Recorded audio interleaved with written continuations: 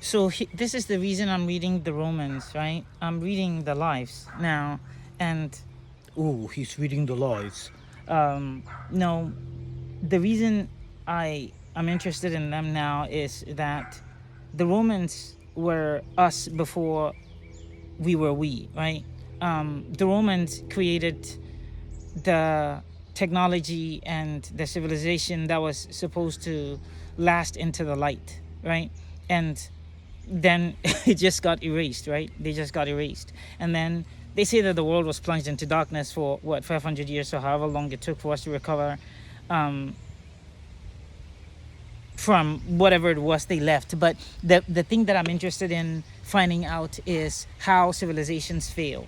And I look upon my own investigation as a way of also chronicling the some point in the decay of that process, right? Because whether or not you think that we as a civilization are cratering, we are somewhere in the process towards the fall, because nothing lasts forever. And so if we're going to be fine for the next, I don't know, 500 years, right? In 500 years, we're still not going to be here. And so this is a way of stamping what it felt like to be in 2026 and to just be a citizen of the world, and to just come and go as work demanded.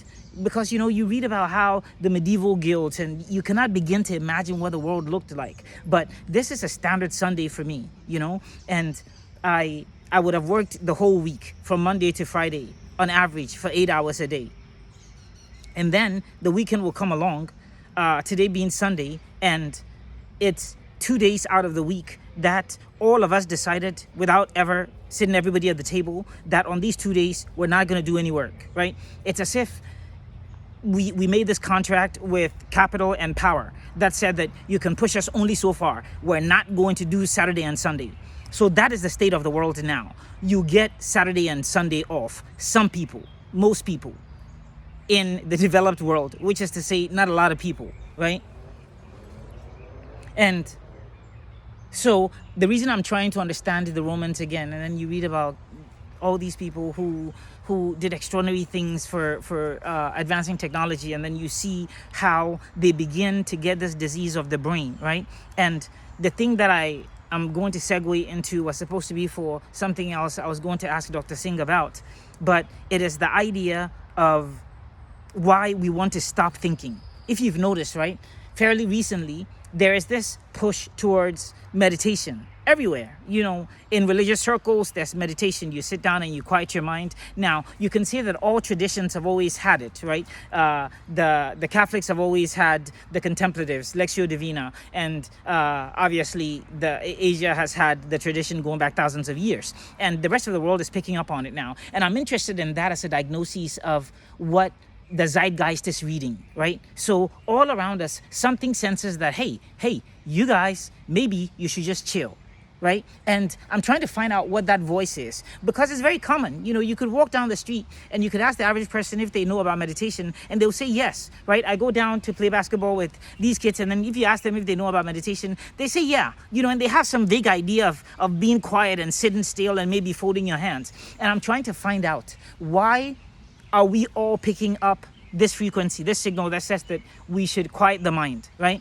And if it's a sign of some kind, I'm trying to find out whether that can be diagnostic for where in the decay process we are. Maybe I'm trying to find out whether for the Romans, there ever was an era where people started looking to the East for solutions, where people started thinking, hey, maybe we should import some of the traditions of Nepal, and we should import some of the traditions from Buddhism, right? Because then if I can pick up on that signal, or you can pick up on that signal by also reading, and somebody who understands the Romans better than I do is going to hopefully direct us to the right resource, right? What did they do, right? What did the most successful people do when societies fail? Everybody knows about hoarding food in your basement. I don't think that's going to do it. I don't think that the pieces of Rome that survived to us were the people who had 10 bags of lentils in their basement. I mean, I don't know. Yeah, you'll be fine. But what else does that, when your lentils are finished, what do we know about how your civilization went away? What have we learned, right? And the hope is that if we can chronicle what it feels like to look around and to think that everything is normal, and then in 300 years, 400 years, 500 years, to find out that, oh, nothing was normal at all. It's kind of like in the beginning of COVID when we didn't know what it was, and or HIV for that matter. Whenever we don't know what something is, we impregnate it with so much of our fears, right? Because we're sitting on this powder keg of fear. And so when we're served something like that, we invest it with all the things that terrify us. And then we sleep easy nights. But that is false hope and false confidence, right? What if instead we could do the thing that a super intelligent organism would do, which is to forecast its own destruction, right? How do we forecast our destruction? How do we anticipate when we're going to collide with an asteroid so that we can just hop off for a minute, right? And so this is to kind of describe what it's like to be in the world and to be us now in 2026, and to look on the world as this place where there's this extraordinary promise, right? So right now, all over the world, there are a handful of places that have extraordinary wealth and extraordinary, where most of humanity looks for opportunity. And this is because I think that the world that we're going to build, this is going to be very curious that we ever lived in a world where wealth was so concentrated. Because again, the hope is that this thing is going to unleash such extraordinary powers of creativity and output that we're going to reshape the dynamics of society in some fundamental way, which is different from the way that we've done life for the past 1,000 years. So a good place to start are the Romans, right? Because they also found some of the keys. And one time they thought they held all the keys. And then they woke up and there were these hordes that were breaking through the forests, and the next thing they knew, they didn't exist. And we read about them in books, and I'm hoping that when nobody's going to read about us in books. They're going to interact with us on media. However they encounter us, I'm hoping that maybe this will be some kind of signal that tells them that, hey, when you get to a stage where everybody begins to think, you know what, guys, you know what would be cool? If we all sit and meditate, right? I have friends who are Muslim, and they're tapping into Sufism in a deep way, right? And trying to transform that practice in how they approach religion, right? That is kind of calling on the mind to be a little bit more quiet, right? In the same way, I sit with a Dharma group out here in Winston, and it's a fantastic resource for anybody who needs a group of people who sit once a week quietly. Nobody asks you for a card.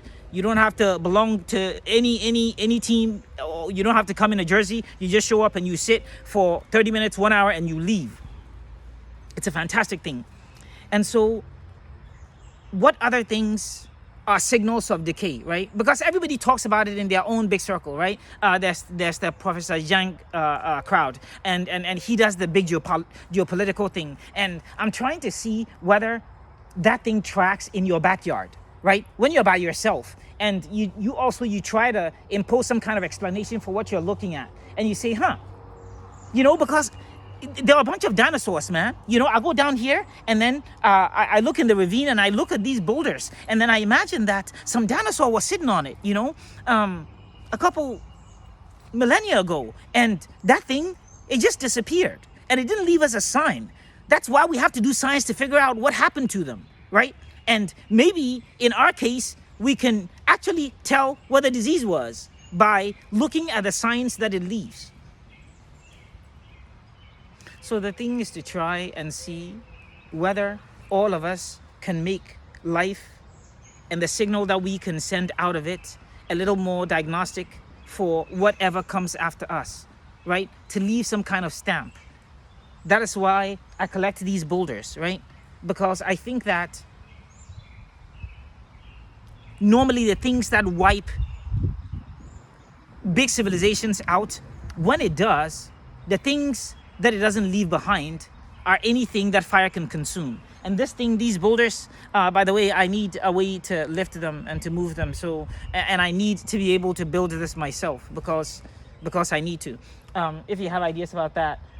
But the thing that I want somebody to ask themselves sometime, if all of us wake up to an EMP, is that why did the humans carry stones this big and leave it in their backyards, right? Why did they do that? And the hope is that they will find out that we were concerned about something other than what it is. They will not be able to figure, because think about it, right? The one thing they will not be able to figure out is the internet, right? Nobody will be able to know that it's the internet that killed us, because how would they know the internet, right? If everything got chewed up and all the servers burned down, they'll just look at these deep wires under the oceans and say, what were these wires for, right?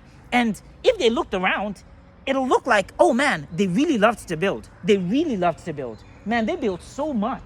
They built so much. But why did they finally disappear, right? And I'm not saying that the internet is going to make anybody disappear. This is getting too long. I think that I've said enough. That how do we predict where we are in the curve towards self-destruction, or some kind of the breakdown of a major component of our civilization?